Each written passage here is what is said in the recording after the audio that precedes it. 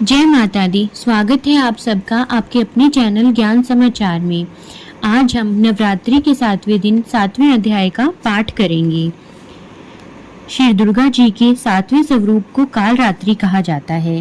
माँ कालरात्रि का स्वरूप देखने में अत्यंत भयानक है, लेकिन ये सदैव शुभ फल देने वाली मानी जाती हैं, इसलिए इन्हें शुभंकरी भी कहा जाता है।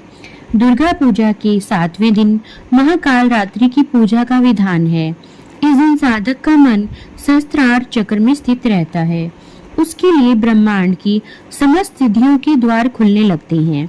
इस चक्र में स्थित साधक का मन पूर्णतः माँ काल रात्रि के स्वरूप में अवस्थित रहता है।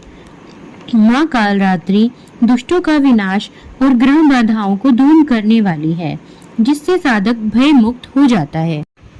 7वां अध्याय आरंभ करते हैं। श्री मार्कंडेय जी बोले, तदंतर शुंभ की आज्ञा पाकर वे चंड और मुंड आदि दैत्य चतुरांगिनी सेना के साथ अस्त्र शस्त्रों से सुसज्जित होकर चल दिए।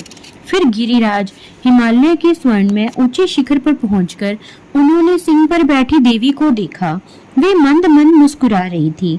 उन्हें देखकर दैत्य लोग तत्परता से पकड़ने का उद्योग करने लगे।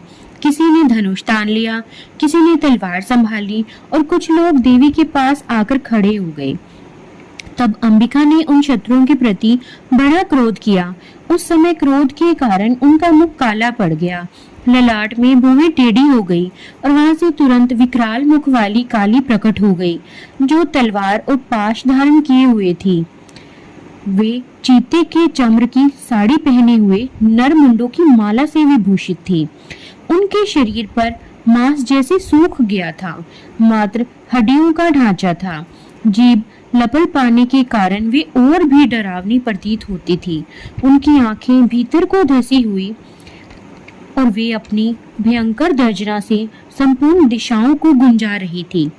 बड़े बड़े दैत्यों का वध करती हुई वे कालिका देवी बड़े वेग से दैत्यों की उस सेना पर टूट पड़ी और सबको भक्षण करने लगी।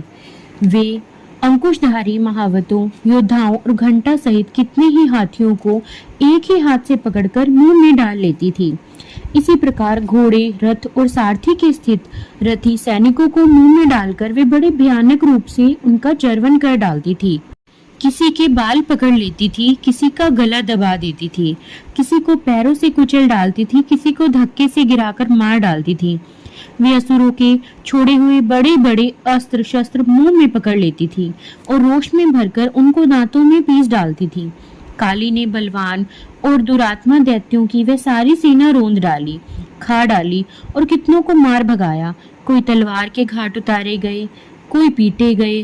कितने ही असुर दांतों की अग्रभाग से कुचले जाने पर मृत्यु को प्राप्त हुए। इस प्रकार देवी ने असुरों की उन सारी सेना को क्षण भर में मार गिराया। यह देख चंड उन अत्यंत भयंकर काली देवी की ओर दौड़ा। उन महादैत्य मुंड ने भी अत्यंत भयंकर बाणों की वर्षा की और हजारों बार चलाए हुए चक्रों से उन भयानक नेत्रों वाली देवी को आच्छादित कर डाला।